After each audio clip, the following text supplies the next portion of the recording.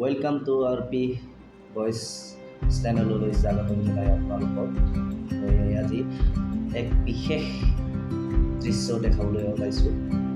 আজি হৈছে মই ফ্ৰী টাইমৰ সময়ত মই আজৰি হৈ মহাবালিপুৰম শুনি আপোনালোকৰ যিমানখিনি আছে বিচ মহাবালিপুৰম টেম্পল এইবিলাক আপোনালোকক দেখাই আছোঁ।